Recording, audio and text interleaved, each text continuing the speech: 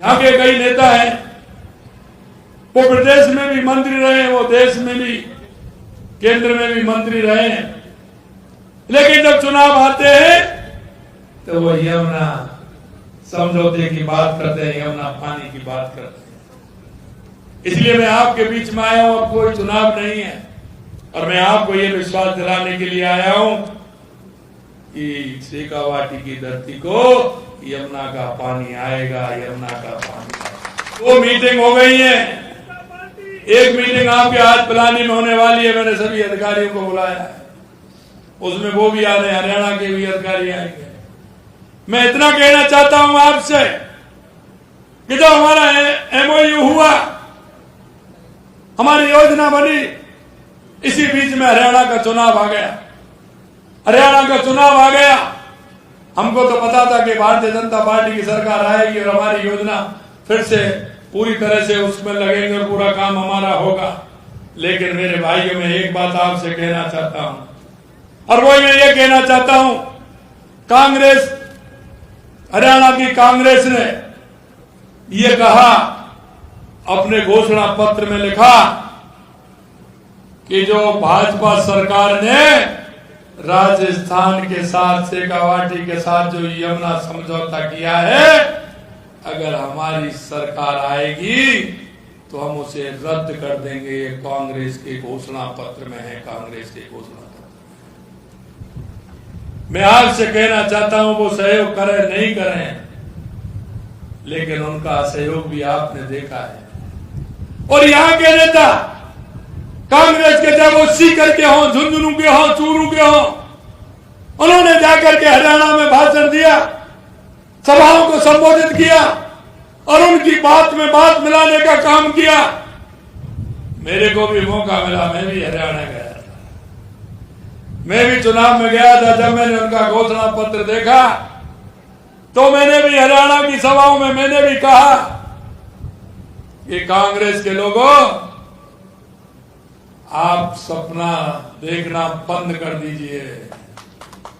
आपके सपने कभी पूरे नहीं हो सकते, क्योंकि जो मेरा शेखावाटी के लोग हैं वो मेरे ऐसे लोग हैं, उनकी आत्मा, उनका भाव हमेशा इस मां भारती के लिए रहता है, मां भारती के विकास के लिए रहता है। इसलिए उनकी भाव और भावना मैं आपको बता देना चाहता हूं कि आपकी इच्छा कभी पूरी नहीं होगी।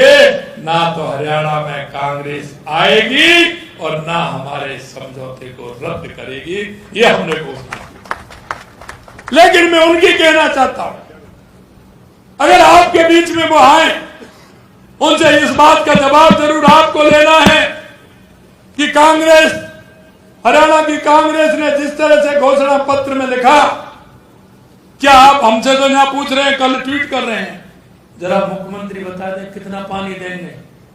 अरे भाई, पानी हम तो देंगे, लेकिन तुम कौन होते हो पूछने वाले? तुम किस आधार पर हमसे क्वेश्चन कर रहे हो? क्योंकि तुमने तो, जब कांग्रेस ने अपने घोषणा पत्र में लिखा, तो तुम्हारी तो इतनी हिम्मत भी नहीं हुई कि उस पानी का लाभ हमको भी मिलेगा। ये कोई एक व्यक्ति को थोड़ी मिलेगा, वो तो पूरी शेखावाटी को मिलेगा। लेकिन तुम्हारे मुंह से तो कुछ नहीं निकला। मैंने कहा, देश के यशस्वी प्रधानमंत्री नरेंद्र मोदी जी के नेतृत्व में हम सबका साथ, सबका विकास, सबके विश्वास के आधार पर काम करते हैं। पूरा पानी मिलेगा शेखावाटी को और जल्दी ही डीपीआर बन करके कार्य प्रारंभ होगा। आप निश्चिंत रहिए, आप अपनी भावना और भाव को अपने पास रखिए। हमें आपकी सलाह की जरूरत नहीं है, हम आपकी सलाह नहीं मान रहे। मित्रों, मैं अंत में इतना कहना चाहता हूं कि जिस तरह से इन लोगों ने हर चीज में रोड़ा बनने का काम किया है, जब चुनाव आते हैं तो कहीं ना कहीं शिलालेख लगा देते हैं, यमुना के पानी की बात करते हैं, यहाँ के विकास की बात करते हैं।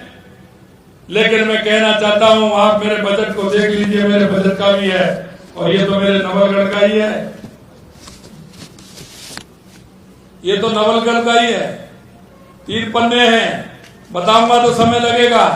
विक्रम जाकर जी कह रहे थे कि जितना आपने मांगा, अरे हम हैं इसलिए क्योंकि जो आपसे हमारे संकल्प पत्र में जो हमने वायदा किया है, हम एक एक वायदा को पूरा करेंगे, ये भी हम आपको विश्वास दिलाते।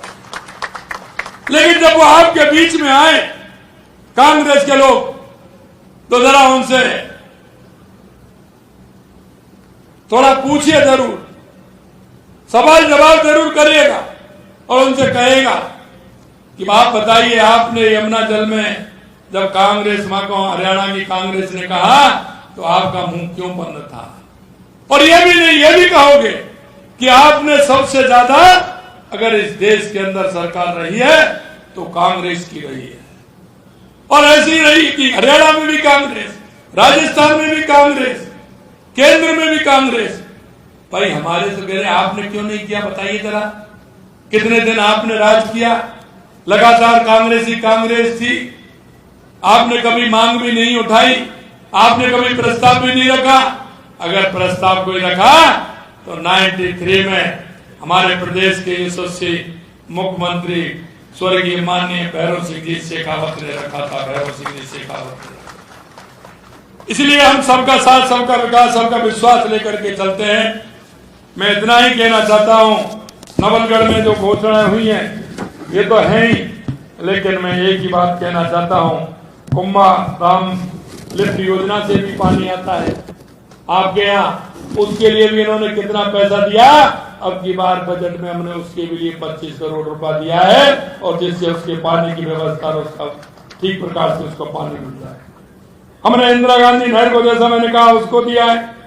और आपने देखा होगा हम युवाओं के सपनों को भी साकार करना चाहते हैं। पिछली सरकार ने किस तरह से युवाओं के सपनों को रौंदने का काम किया, रौंदने का ही काम नहीं किया, ये ही नहीं किया उन्होंने।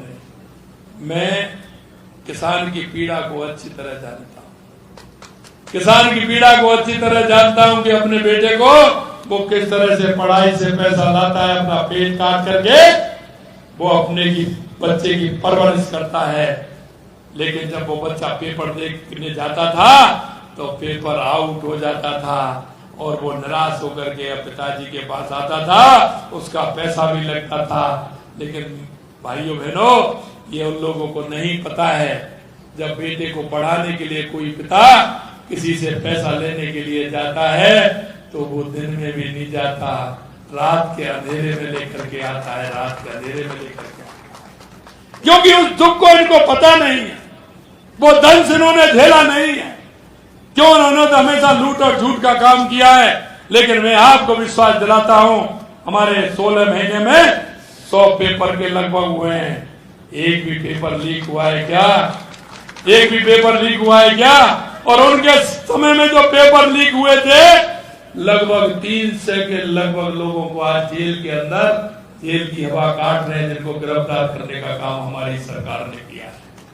हमने आपसे वायदा किया, हमने कहा हम युवाओं को 1 साल में 1 लाख नौकरी देंगे, 5 साल में 4 लाख नौकरी देंगे, प्राइवेट में हम 6 लाख नौकरी देंगे। हम आज भी कह रहे हैं, हम किसान, युवा, महिला, मजदूर, अंतिम पंक्ति में खड़ा उस व्यक्ति के लिए हमारी सरकार है। हमने किसानों के लिए कहा तो किसान सम्मान निधि देने का काम किया, किसानों की ब्याज कम करने का काम किया। और यही नहीं, किसानों का गेहूं का बोनस बढ़ाने का काम किया। सबसे ज्यादा अगर कीमत है गेहूं की तो राजस्थान में जो एमएसपी पर जा रहा है। इतनी कीमत कहीं मिली है क्या किसी प्रदेश में? आप गूगल पर देख लेना, पढ़े लिखे लोग हैं। सबसे ज्यादा गेहूं की एमएसपी पर खरीदारी है तो वो राजस्थान के अंदर है। हमने युवाओं के सपनों को साकार करने के लिए कहा 1 लाख देंगे, 69,000 दे दिए। कांग्रेस के लोग कैसे दोगे? अपने डायरी पेन जेब में रखिए, डायरी पेन रखिए, लिखते जाइए, कोई मैं इसमें कोई वो तो नहीं कर रहे हैं। 69,000 दे दी, जुलाई तक 1 लाख कर देंगे। 1,80,000 पाइपलाइन में, बिल्कुल कैलेंडर निकाल दिया, किस दिन विज्ञप्ति निकलेगी, किस दिन परीक्षा होगी, किस दिन परिणाम आएगा, किस दिन नियुक्ति मिलेगी। हम तो एक पूरा काम उसको लेकर के चल रहे हैं। और मैंने तो कहा 5 साल में 4 लाख नौकरी देंगे, लेकिन इससे ज्यादा देंगे। युवाओं को चिंता करने की जरूरत नहीं। मैं युवा भाई और बहनों से कहना चाहता हूं, आपको कौन सा पेपर देना है, पढ़िए, मन लगाकर पढ़िए, आइए और अपने पिता का सहयोगी बनिए, जिससे आपका परिवार, आपका घर खुशहाल रहे। इसके लिए हम काम करते हैं।